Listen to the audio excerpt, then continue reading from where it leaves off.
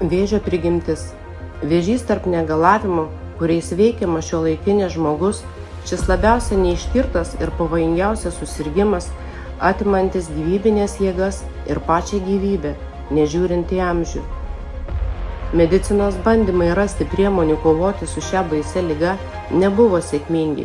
Visi gydymo metodai, tokie kaip chirurginis auglio pašalinimas, spinduliavimas ar chemoterapija, baigėsi vienodai – visišku organizmo sunaikinimu ir mirtimi. Priežastis ta, kad medicina į žmogų žiūri tik jo anatomijos ir fiziologijos požiūriu, remdamasi patologų žiniomis. Tuo tarpu pamirštama ta nematoma žmogaus dalis, kuri palaiko paties organizmo vientisumą.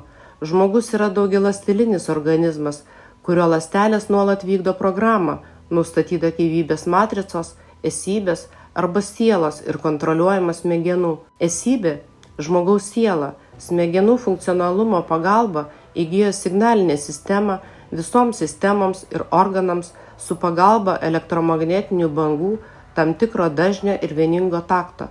Šis taktas nustato viso organizmo ritmą harmoningam darbui palaikyti, išoriniai dirgikliai, radiacija, cheminių reagentų poveikis, gyvenamosios erdvės, pavyzdžiui, gyvenamosios vietos geopatogeninėje zonoje fono poveikis lemia dažnių persiskirstimą ir dėl to iškraipo gyvosios ląstelės elektrinius potencialus.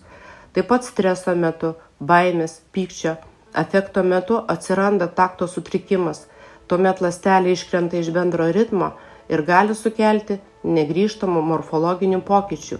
Ekologinė aplinka, GMO, alkoholis, nikotinas ir kiti nuodai dar labiau pablogina ląstelės būklę ir nesuirę šlakai ima kauptis viduje, sudarydami naujus junginius su ląstelės molekulėmis, kas veda prie kokybinių pokyčių. Jei tokie stresai ir nuodų vartojimas užsitęsia, ląstelė praranda galimybę grįžti į pradinę kokybinę būseną. Reikalas tas, kad per didelė medžiagų koncentracija šiose ląstelėse pasiekia kritinį lygį, kuriam esant prasideda ląstelių dalijimosi procesas ir morfologiškai pakitusių ląstelių skaičius didėja. Šis procesas vyksta geometrinė progresija, o tokių ląstelių kaupimasis lemia, kad organizme atsiranda naujas darinys, kuris pradeda traukti į save sveikų ląstelių energiją.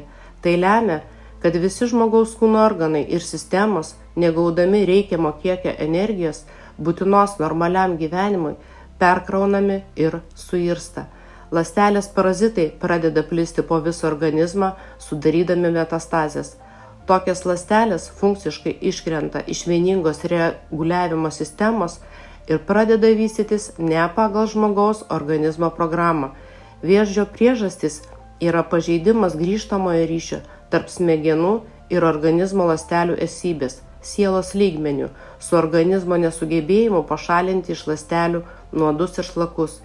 Tik atkūrus visų lygmenų ląstelių normalią struktūrą ir tam tikram ląstelių tipui būdingą elektrinio potencialo lygį, galima užkirsti kelią naujiems vėžiniams žmogaus augliams. Tačiau, kadangi smegenys naują patologinę ląstelės būklę ir jos energetinę būseną priėmė kaip normalią, jos pačios nebegali atskirti sveikos ląstelės nuo naujadaro. Tam reikia pagalbos iš išorės. Šiuos procesus stebi kompleksas SVETL, kuris darydamas įtaką žmogaus esybei, padeda jos smegenims atlikti teisingą analizę kontroliuojant ląsteles ir neleidžia susidaryti tokioms patologiniams situacijoms ateityje. Jis taip pat pagreitina medžiagų apykaitos procesus susijusius su jau susiformavusiu, morfologiškai pakitusiu ir negyvų ląstelių pašalinimu iš organizmo ir jų vietoje sukuria sveiką ląstelę.